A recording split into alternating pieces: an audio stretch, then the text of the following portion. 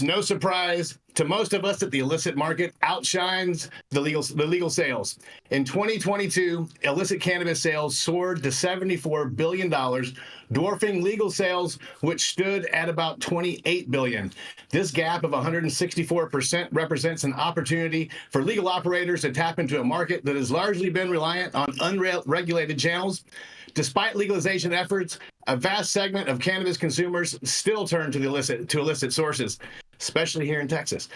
Consumer insights from New Frontier Data Survey show in a comprehensive survey of over 5,500 U.S. The New Frontier data sheds light on consumer behaviors. 42% of consumers buy cannabis from state-regulated markets. 34% live in adult use markets. 8% are in medical market patients. 24% have legal access but opt for unregulated sources. 17% in adult use markets and 7% in medical markets don't use the state's programs. 34%, I think it's higher than that, 34% lack adequate access in their home states, highlighting a need for policy reform. The report identifies 4 key barriers in attracting frequent gray market customers to legal dispensaries. One is price. Consumers frequenting gray market sources are often the most avid consumers, and they're affected by high inflation, low income, or lack of access. Legal retailers facing challenges can't offer a competitive price, due to taxation levels. Product variety. Legal dispensaries can attract consumers by offering a range of products, including non-flower items like vape cartridges and topicals. Number 3, product quality. High-quality illicit cannabis from California sets the bar for legal retailers who need to offer top strains and freshness, especially for seasoned customers. And number 4, accessibility. Many gray area customers live in urban areas and without convenient access to dispensaries. Local regulatory changes and innovative solutions like shuttle services could bridge this gap. For example, locations with high population of senior citizens like Leisure World in Seal Beach, California, local dispensaries there offer regular shuttle services to bring customers into stores to address this group's primary barrier to retail shopping. Now, there's a significant untapped market among potential new adult customers. 39% in adult use states are open to trying cannabis.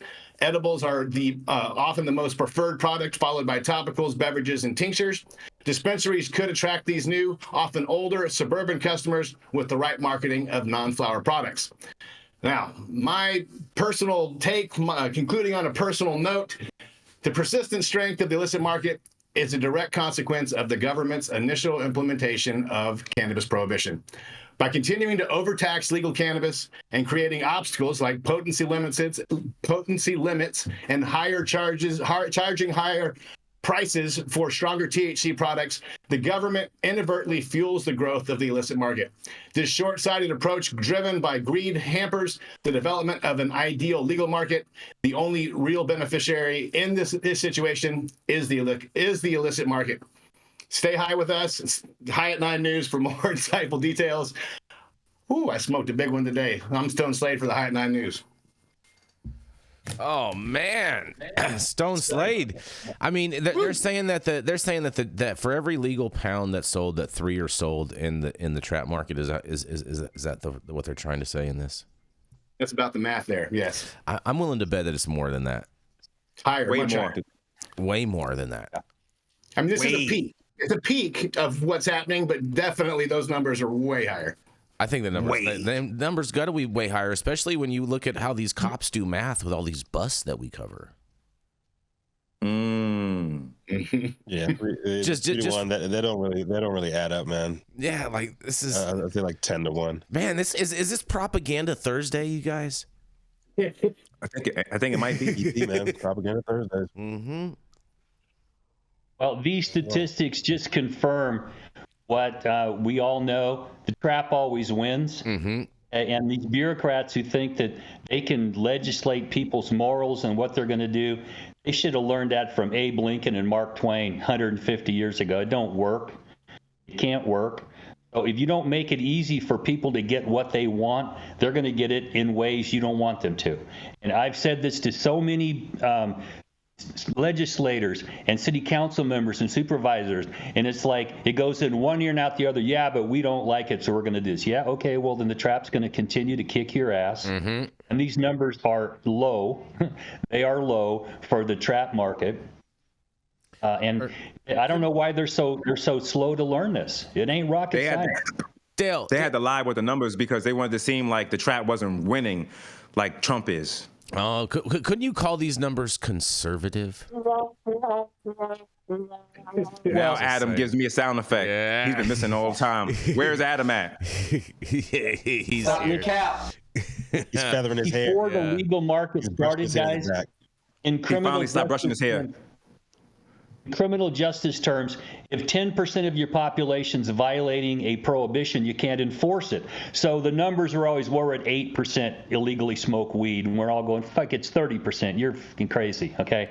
Now we see statistics being massaged again, and it just confirms that people want to smoke weed. They're going to smoke weed. If you make it hard and expensive for them to get it, they're going to find it from somebody that's easier and cheaper. That's the trap market. And it's like, burn this to the inside of your eyelids, policymakers. You cannot legislate people's morality. Yep. Period. Stop it. And not to mention that just by the fact of the enormously high tax rates that are in pretty much every single state market, the trap has to be way bigger than 3 to 1. I'm willing to bet they should start at a conservative number of 10 to 1. Yeah. Well, how do you know? Because who's going to tell you? It's like admitting you're gay in the 60s to some people. It's like, no, I'm not. I may be, but I ain't going to admit that, you know? Okay.